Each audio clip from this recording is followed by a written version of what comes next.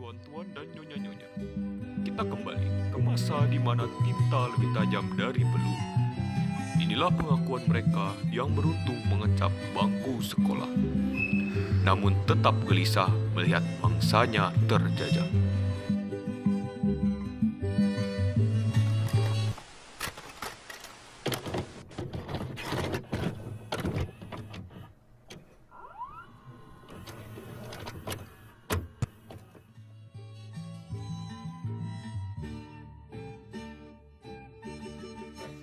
Pripun kabare?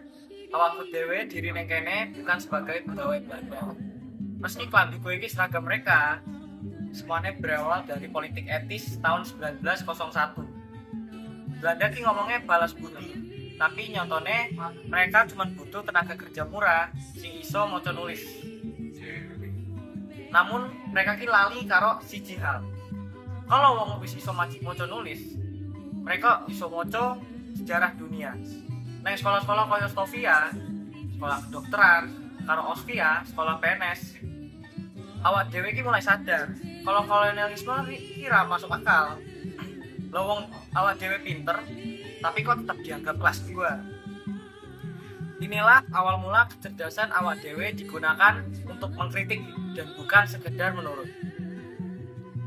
Terus koncoku mau biyen awake dhewe nek protes kuwi paling gur mergo usaha perut ning desa awake dhewe. Perjuangan yo dhewe-dhewe. Tapi pendidikan formal tuh mengubah perspektif awake dhewe secara drastis. Awake dhewe ya ning sing ning Jogjawa mulai ndelok nek masalah ning Jawa iki rasa padha meneh karo masalah-masalah ning Sumatera karo Celebes.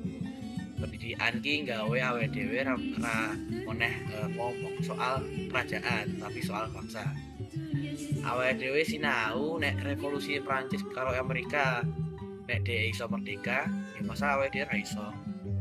Kecerdasan ini mengubah ketakutan dadi sikap kritis yang terorganisir. Danga dong, di Jong Bataksbon, kami para pelajar tidak cuma belajar tentang anak, tapi kami juga belajar dan kami memahami bahwa ilmu pengetahuan pula itu hak segala-segala bangsa ya. Belanda berpikir dengan menyekolahkan kami bakal tunduk. Tapi tidak. Belanda menyebabkan 2 kesalahan besar. Sadar, mereka memberi kami ilmu. 2, mereka mengumpulkan kami di Batavia. Di sini, kami bertemu kawan-kawan dari berbagai suku. Sikap kritis kami pun muncul saat kita melihat diskriminasi yang terjadi di sekolah-sekolah. Mengapa fasilitas untuk orang-orang kulit putih itu selalu lebih baik? Dan dari sinilah pula kami muncul suatu keberanian untuk menuntut kesetaraan bagi semua orang. Pendidikan itu ibarat lampu. Semakin terang lampunya, semakin jelas kami melihat betapa kotornya penjajahan ini. Banyak yang mengira kami hanya peduli pada peradangan, tapi berdirinya Partai Tionghoa Indonesia atau PTI pada 1932 membuktikan sebaliknya. Di bawah pengaruh pendidikan modern, kami menyadari bahwa masa depan kami ada di tanah ini. Indonesia, Diem Kuan Tian, tokoh kami, sangat menekan bahwa orang Tionghoa di India Belanda harus berpihak pada gerakan kemerdekaan. Pendidikan telah menghapus sekat-sekat etnis di kepala kami. Kami kritis terhadap kebijakan Belanda yang selalu memilah-milah warga negara berdasarkan ras bagi kami. Kemerdekaan adalah keadilan untuk semua yang mendiami bumi Nusantara ini. Benar, sikap kritis kami tidak hanya ada di ruang diskusi. Kami menggunakan pers sebagai senjata. Melalui koran-koran seperti Sinn Tien Po, kami menyuarakan dukungan terhadap pergerakan nasional. Kami mengkritik keras sistem kasta sosial yang dibuat oleh kolonialisme.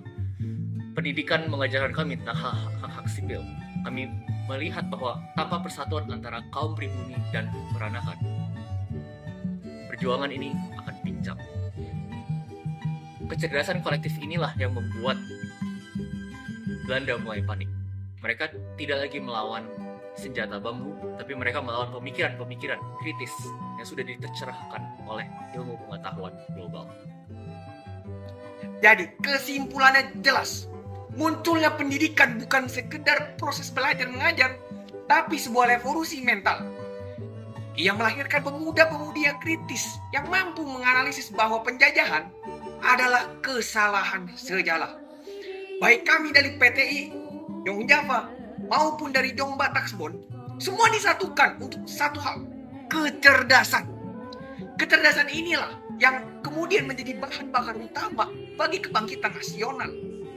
Dari bangku sekolah inilah benih-benih kemerdekaan disemai hingga nantinya meledak menjadi semangat Sumpah Pemuda.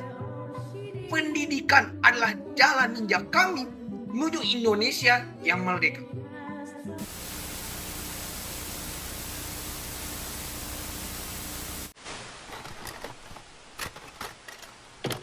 Pendidikan melahirkan pikiran, pikiran melahirkan keberanian, dan keberanian melahirkan kemerdekaan.